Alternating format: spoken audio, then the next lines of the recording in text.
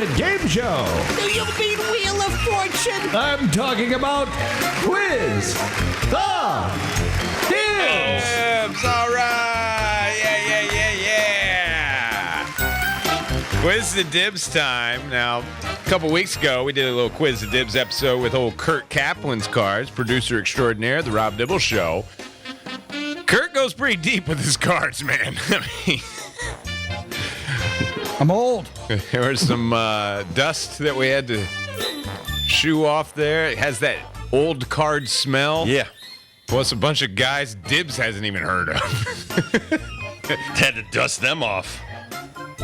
And dust them off. See, yeah, This guy had a great May in 1972. Well, this one is, I would say, significantly easier for you. First of all, it's in your wheelhouse as far as years go. We're talking 1992 here, sir. Plus, they're beautiful scores. Remember Score? Score was a great card. Score was a great card. And here's even the easier part. I do believe we're all All-Stars. I do believe we're all. You have to know if they're all-stars. You can't say, I think they're all all-stars that year. There's a couple. Now, not that year. Oh, There's okay. No so way. Some particular time. And all right. One part of their career, they were once an all-star. But there's one guy, maybe two guys that I don't know. You'd have to tell me. We'll see how it goes. All right. Let's see how it goes. Let's start. Are we doing like 400 level, 100 level? I like that. I think these are all kind of 200, I would say. I would say there might be 100 in there. There's some for the easy class, but typically you got to this isn't 6th grade stuff. This is more 8th grade stuff. Damn. I wish I would have paid attention in 8th grade. Yeah. Well, you probably paid attention to baseball. So the reason we do Quiz the Dibbs and we show Dibbs, just give him a little bit of a clue on a baseball card in my hand. It's amazing how baseball guys know baseball things more than anything else off the top of their head. Most definitely. Whether what the count was, what the weather was like, and just one regular season game in the month of June that meant nothing. Like players, coaches. I think it's the math. I think it's how you, when you look at a book and how easy it is to follow for baseball guys. And just like we were talking about, I think this was off air, about situational hitting and knowing a guy was on first, so I had to throw this and like that kind of stuff. So we'll see how this goes. I think I'm pretty confident that you may ace this test. Let's start off in Seattle, sir, with this batter who looks like he's swinging from the right side. Great looking mustache on this cat. Yeah, he's definitely right side because he's got the ear flap on the left there. I can't see a number on this guy, but he does go long sleeves, double batting gloves here. For this Seattle Mariner. Let me read some on the back. Finally received an overdue recognition when he was picked for the 92 All-Star game. Oh, there you go. A 300 hitter in the past 3 seasons. Edgar Martinez? Wow. Correct! Edgar Martinez. Hall of Famer. He's got the villain mustache. I forgot that. What do you mean a villain mustache? Oh, come on. That's like all the villains you were just talking about yesterday. Yeah. Little curly cues on the end. Yeah. It just didn't go with him. I just saw a picture of him and Jay Buhner and Dan Wilson. I told you about him the other day. And Junior. They were all together up in Seattle for the All-Star game. And Edgar was right there. Oh. Honestly, this guy was a pioneer. He was one of the first players to trying to differentiate colored balls that he would shoot through a machine at 100 miles an hour, and your eyes, would try to remember red or blue. Ball colored? The whole ball was colored. And I'll give A-Rod credit because he took that wherever he went, to Texas, to New York. Now, do you swing at this, or are you just looking at it? A lot of it is tracking, but yeah, you do swing at it and recognize it and stuff. I mean, I think he probably threw curveballs with certain colored ball. He probably did different stuff, things like that. So this next one, Dibbs, this guy I saw a lot of over the weekend. Now, no glove, no bat in his hand. You used to see him a lot throughout Major League Baseball season. He's kind of hit or miss these days. But another Seattle Mariner in this 92 score. Again, 92 for this guy. Seattle Mariner, I think his jersey's wearing number 4. Little flip shades, the flippies, what we used to call those, the ones that flipped up, their sunglasses. They're flip. The flip shades. Yeah. He had some flip shades on playing. I think we're at second or short here. This is Brett Boone? Not Brett Boone. On the back of the... Oh, wait. Is this Harold Reynolds? Yeah. Harold Reynolds all over the place this weekend at the All-Star game. Yeah. A lot of him. Yeah, we've never gotten rid of Harold. Was he an All-Star? Yes, he was. He was an All-Star? Yeah. Okay. Yeah, this dude stole a lot of bases. One thing he can do is steal some bases and paychecks. Still doing it, dude. Still doing it. Still doing it. Still tricking people. We're they're doing the same thing. Pretty good so far. We're still with Man, you're going with Mariners, We're man. Right off still the with bat. the Yeah, Seattle you're still going Mariners. Seattle You know, theme, it's right. an all-star theme. They're love in it. Seattle. I love this it. guy is definitely an all-star. We've been talking about him in the last couple of days. He is throwing his left-handed signature throw and a signature sweaty hairstyle that he used to have as well. Randy Johnson? Oh, man, he looked like Custer. Gigantic mullet, 6'10". Now he's a photographer for the NFL. Was he there on the weekend? I did not see. I don't think so. I don't think. Yeah, he's a private guy. I was going to ask That is a this. very private man. One of my favorites. What's crazy is my thoughts every time I think of him. First of all, he's in rock and roll. He's a drummer. Yeah. But big photographer. His dad and he were both 6'10". We go on the trip to Japan in '90 after the World Series, and I was just first of all, I was like a kid in a candy store talking to these people, and because back then you didn't play interleague play, and so was fascinated by his everything because he was just a really quiet guy. Got to know him after I became more into broadcasting stuff and would interview him at different events. So when he and his dad get there, they're so tall that they literally, here's the different thing. If you've never been to Japan, all the beds were on the floor. There's no what do you call frame? No bed frame. Right. So Just the beds are on the mattress. ground. Yeah. So the mattress and box spring are on the ground. They would put 2 6-foot box springs and beds together for both he and his dad to sleep. And I was like, man, it sucks sometimes when you're like that tall. You go to Japan and it's like, I was like, are you embarrassed that they had to do that for you? Or, your feet are hanging off. be It kind proud. of reminds me of Fred Claus when he goes up to see his brother Yeah. and his legs are hanging off of the bunk beds.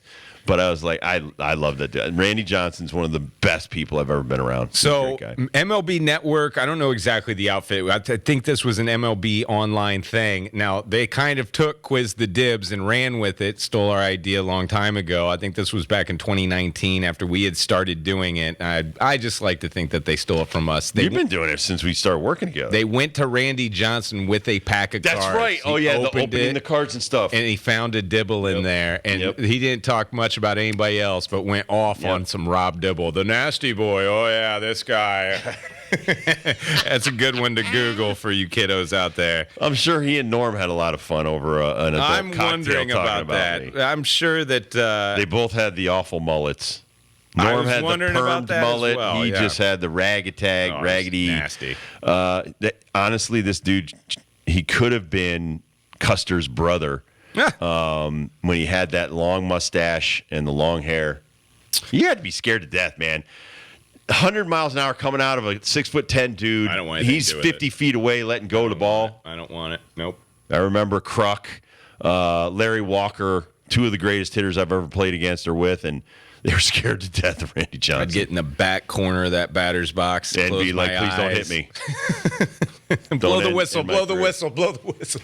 Dude, when he hit JT Snow, he pretty much ended JT's Yeah. career Ended that bird's career. quickly. Like lightning hitting a pillow. I know. Yeah. All right. This guy, I believe, is the most underrated pitcher in all of baseball history, even though he was well recognized. Now, we're going to Montreal and dipping into the Expos right now. Number 32, he's got a. I want Dennis Martinez. Correct. Golly, yeah. Didn't need much clue on that one. Do a perfect game. Am I Filthy right on that? curveball. Yeah, one of the greatest curveballs ever. But am I right as far as he doesn't Absolutely. get the credit No. deserved? And another guy that went on the tour of Japan with me, and I didn't know that. oh yeah, you want to talk about cool dude? That's some guys are just different cats, man. And he was He was a very giving guy. We talked a lot about, grip and things like that. How big was he? Because not big. Yeah, he's like pound for maybe pound, a little gotta be bigger than Pedro, maybe a little tall, maybe 6 foot, 170. Yeah. But as fierce a competitors you've ever faced. And so my thing that I love the dude. A lot of guys hated him because they couldn't hit him. He spit chewing tobacco in his hand and rubbed up the ball. So he had his own spider tack in his mouth. And it's That's gross. what that thing is. Then. Yeah, no. He was basically what's his face? Rafael Devers. Raphael. He's Raphael's. Yeah. Big chew, always. Big chew, always spitting in his hand. So we counteracted that by always checking the ball, always getting on his nerves. Nice. And so because you're not supposed to rub up the ball on the dirt. It's a balk. And he would always be rubbing up the ball, spitting in his hand, not wiping it off on his pants, and just keep rubbing up the ball and then step back up on the rub. That's a balk. You can't do that. You gotta either go to your pants, go to your shirt or something. Those really good ones know all the tricks. Absolutely, because I roomed with the guy that did all that, so Yeah, right. I know when you're not doing it or when you're doing it, and you're getting away with it. All right, this may be the most valued card in this bunch today of Quiz the Dibbs. I just realized this is a 92 rookie select score card of this Montreal Expo wearing number... Pedro. Not Pedro. Damn. Rookie card, 1992. Rookie, 92. Now, it's very interesting, too, where this picture is taken because he is in left field of Wrigley. I see some ivy behind him, which left field of Wrigley for this guy is a very important spot in Major League Baseball history. Andre Dawson. Ooh, no, but that's... Larry Walker. No. Yeah, Andre was MVP in 89. Moises Alou. 92? I thought I faced him in 94. Switch your cameras on. Switch it. Moises is awesome. And he was the first guy to get caught always peeing in his hands to toughen them up in the shower. Revolutionized that game. I don't think he revolutionized. I know a lot of guys did that. Well, I say the Wrigley Field thing because that's the Bartman. Yeah, area. that was the Bartman getting in his way. Oh, man. What do you think about that card? $1.25 maybe? Absolutely. Over $1. And it's a select. Exactly. So these selects that you have, you've got some special cards here. All right, here's another select special card. Now, this guy is on the Rangers at this time. We're talking catcher. He wears those great glasses. I always just thought this dude was class. Rangers catcher, just describing the look of this card. He's throwing to second. He had a pretty good gun, man. One of the best Pudge ever. Rodriguez. Hold on, let me show the people the slide. The slide on the back of this is it's like a pose. Like, hey. Hey, take my picture. Honestly, could have been. Did they do that for baseball cards? Absolutely, they posed for cards. Like, were that. you ever in like a half throw? Or, do the things leg like kick, that. Rob. Yeah. Do the leg kick. They would do stuff, but mostly they'd pick the one where you look like you just got sent down. That's the one. Oh yeah, Dibble got sent down. Yeah, okay, pick that one. That's his 88 card. I don't know how much this one is worth, but back in the day, he was my favorite Cleveland Indian. Now he's a Guardian. Okay, Guardian. But you say Indian. That's what, because it history. was historic. Impressed us with his skill, savvy right. Wait, with his skill and savvy right from the start mentality. In 1990, he had one of his best years. He was an all-star. This is a 92 Cleveland Indian card. If I give you the position, I think it's going to give it away. Sandy Alomar Jr. Look at the stare. I mean, it could have been Albert Bell that I knew as Joey Bell, or was it vice versa? Joey Bell, No, I the guy think I you're played right. against in the minor leagues, Yeah, and then Joey became Bell. Albert Bell. Yeah. Oh, that's awesome, dude. That's a great picture. They don't even make those kind of masks anymore. See how flared out like that? Yeah. Then they incorporated putting the cameras in there first. They should go back to that. I need more catcher cam. What in the 90s were like, and you guys didn't play them because they're on the other side of the state and the other side of the league, but just Sandy Alomar's like attributes? What were some of the things? I played with him in Puerto Rico. What were He and that's right. Benito. Gosh, and his dad was my manager. Robbie was the second baseman. So what was it like throwing to that guy? Awesome. When you talk about receivers, like, you were a wide receiver, but as a receiver, you have to have great hands. Yeah. And these guys, their hand work, the way that they just, you'll see catchers today, backhand ball, they swept out. They would be able to sweep out so quickly. Just everything was very fluid and graceful. He and Benny. But Benny was doing splits. Sandy wasn't. Sandy was your straight, squat guy. Never was on one knee or anything like that. Benito was doing like an L split all the way down the ground, and he was, making sure you threw your breaking balls down and stuff like that. Did they have a rivalry? I mean, you're talking two Puerto Ricans, I think, probably. You're talking two baseball families, too. Alomars versus the Santiagos in the same position. Yeah, absolutely. I think it was different because Sandy and Robbie were around his dad in the big leagues. Right. So, and I call it Sandy Sr., I call him Santos. That's how I kind of separate them. But Santos was just, he'd knock you out for talking back to him. I mean, really? That's a different cat. How do you know that? Because he came after me a few times. Santos? Absolutely. That's why I love him. In Puerto Rico? In Puerto Rico. Oh, gosh. Absolutely. I was cocky, man. When I went over there, I was cocky. And, I was making the all-star team down there and getting a lot of interviews, getting a lot of love, got some big paychecks that I had never seen before because I was in AAA. And, you get a little, you need to be put in your place. And he put me in my place. Wow.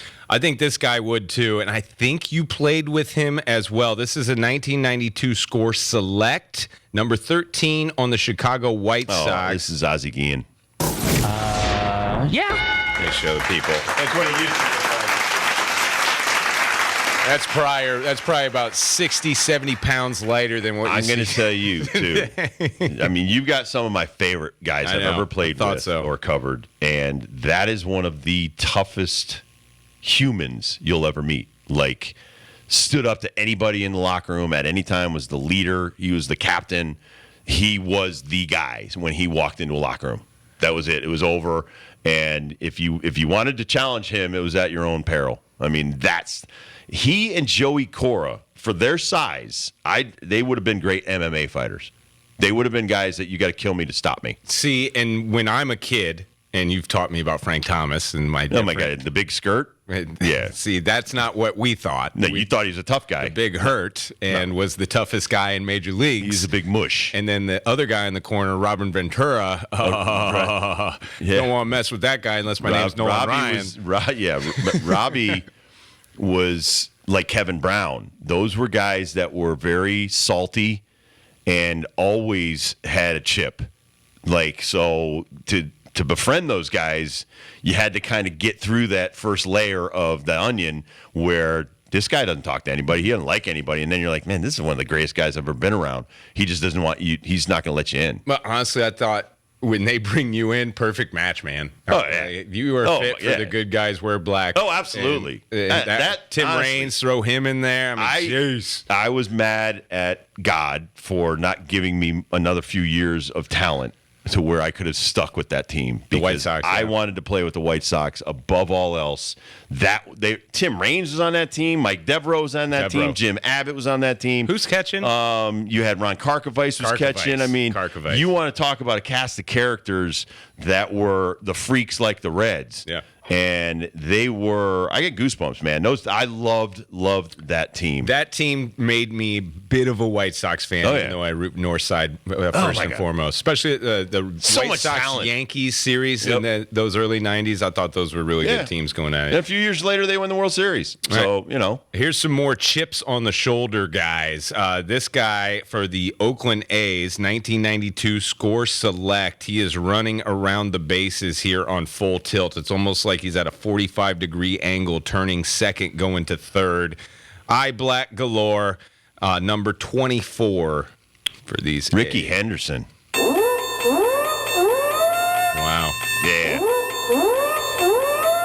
Yeah, that dude was bad. He was a bad dude. When did he fall off? Like, all right, Ricky, you don't got it anymore, man. After 25 years? Maybe.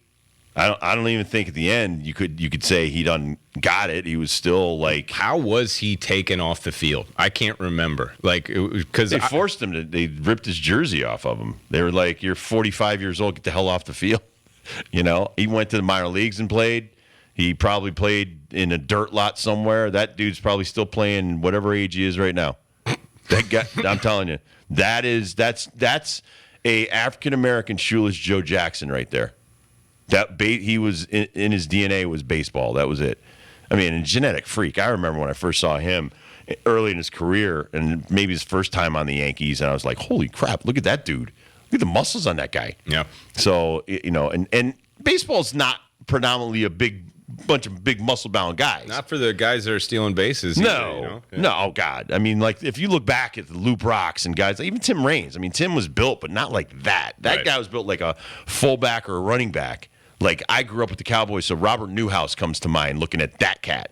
And now you're going to put a bat in his hand, which still blows my mind that George Springer, to kind of sidetrack, has 55 leadoff home runs, and that guy has 81. That should show you an appreciation of how underrated George Springer is as a baseball player. Did they give Ricky signs, or did he do it? No, Ricky had a green light.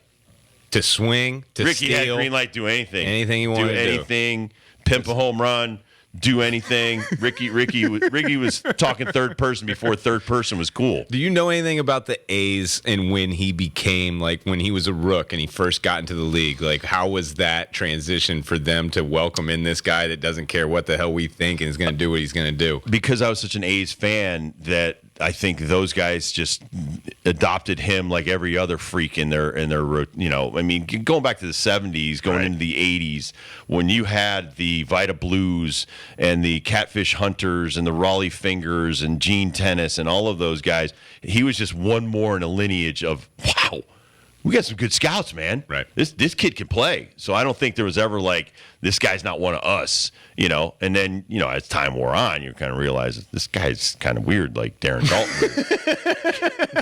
Like Ricky's talking to Ricky all the time. Like Ricky going to buy a recycling chair when he retires. Or I'm going to buy a bus because the tires are bigger. I'm going to get there quicker. That's the kind of stuff that came out of Ricky's mouth all the time. We had the same agent, so.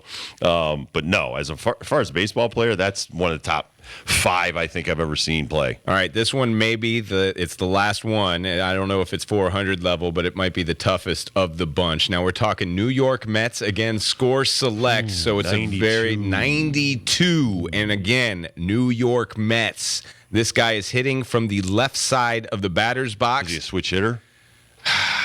You would know better than me. I know he throws right. I don't want to say he is. I don't want to say either way because it will throw you off one way or another. I will give you his jersey number 33. That's Eddie Murray. Yeah. I didn't give you much on that. That's impressive, man. He played for the Orioles. Because I know his numbers. I know that number, man. Oh, crap. Did you ever have to face him? All the time. All the time. And then he was a Dodger, or maybe he was a Dodger before. He wanted to beat my butt when I threw at Willie Randolph. Yeah. Yep. No, I know Eddie quite well. Here, let me give the people some Eddie Murray just so they. Eddie Murray's the man. This is of all of these guys, one of the most underrated players of all time. 500 home run, switch hitter, great fielder, quiet guy, not a hat tipper. Yep. He's like Hank Aaron to me. So yeah, Eddie was one of the greatest Orioles that ever played. I mean, that dude, he was unbelievable. I got to see an Eddie Murray home run when I think I was 5 years old. Still shocks me that younger players did not want him to help with their hitting from that guy. It's like Jim Palmer to me. Like, what are you, nuts? Like, I mean, I would, even right now, if somebody said, hey, you go to dinner with Eddie Murray, I'd be like, okay. I just want to listen to this guy talk. He's still out there, man. I tell you all the time. He does the Willie Stargell Celebrity This Tournament. is maybe your greatest collection you've ever brought. That score pack was a score. That is a score. Definitely. Hold on to that, man. You got some serious Hall of Fame action in there. I agree. All right, we'll take a quick break. We'll come. Whoa, we went way late. David McGrath will join us next, Executive Vice President and General Manager of the New Hampshire Motor Speedway. We're going to talk the Crayon 301 coming up next.